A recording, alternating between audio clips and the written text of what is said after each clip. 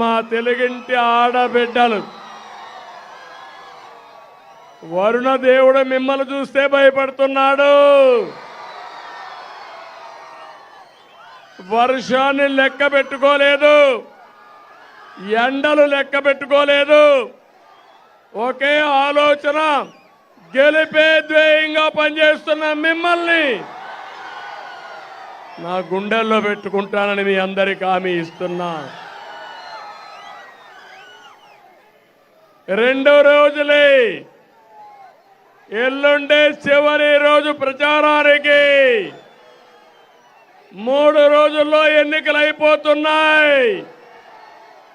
Tadepalli palace లో ఒక psycho ఉన్నాడు. గన్నవరంలో ఒక పిల్ల సైకో ఉన్నాడు.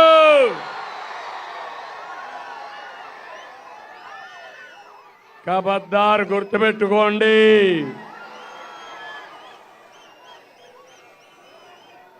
తిన్నింటి వాసాలు లెక్క పెట్టే వ్యక్తి ఇక్కడ ఉండేవాడు. మర్యాద చూశారు కానీ భవిష్యత్తులో ఇలాంటి రాజకీయ రౌడీల్ని తుంగలో దొక్కకపోతే చూడండి తమ్ముళ్ళు అని మీకు హామీ ఇస్తున్నా.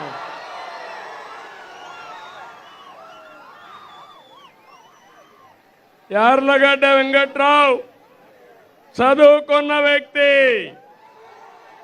రాజకీయాలు ఆధారంగా చేసుకోలేదు. అమెరికాకి వెళ్ళి తెలివితేటతో డబ్బులు సంపాదించిన వ్యక్తి యార్లగడ్డ వెంకట్రావు. ఇక్కడ ఉండే సైకో రౌడీజం చేసి, భూ కబ్జాలు చేసి డబ్బులు సంపాదించిన వ్యక్తి. అందుకే హామీ ఇస్తున్నా, ఇక్కడ మేము కానీ మా మిత్రుడు పవర్ స్టార్ పవన్ కళ్యాణ్ గారు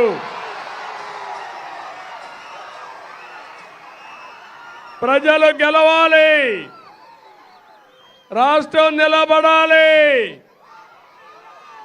మీ పిల్లల భవిష్యత్తు వెలగాలి.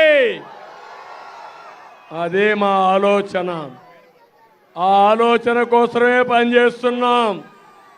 ఈరోజు నేను చూస్తున్నా, ఎక్కడ పోయినా ఉధృతంగా ఉంది. ఏమి అనుమానం లేదు. వైసీపీకి డిపాజిట్ కూడా రావు.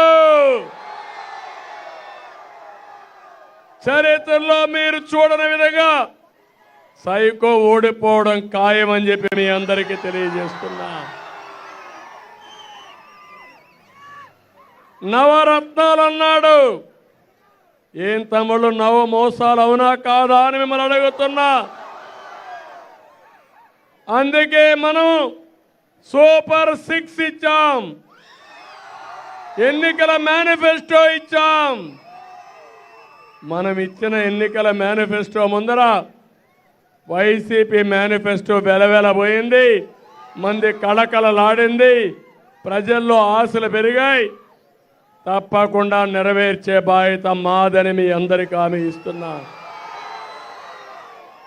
సర్వజనుల కోసం, అందరి కోసం పనిచేసే పార్టీ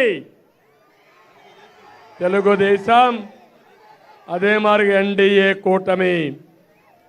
ఈరోజు మీ అందరికీ హామీ ఇస్తున్న మా ఆడబిడ్డలు, మీ ఉత్సాహం చూశాను. వర్షం రాకపోతే గన్నవరం అదిరిపోయేది, దద్దరిల్లేది. ఒక సంకల్పం చేశారు, వర్షమైనా లెక్కలేదని తడుస్తూ మీటింగ్ పెట్టామంటే ఇది నా జీవితంలో ఎప్పుడూ మర్చిపోలేను. శాశ్వతంగా గుండెల్లో పెట్టుకుంటాను, గుర్తు పెట్టుకుంటాను. గన్నవరం తెలుగుదేశం పార్టీకి కంచుకోట.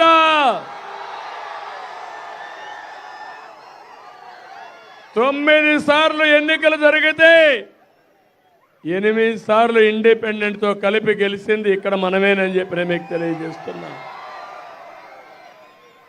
ఇప్పుడు యార్లగడ్డ వెంకట్రావు గారి గెలుపు గోడ మీద రాసేసుకున్నాం. పిల్ల సైకో ఓడిపోవడం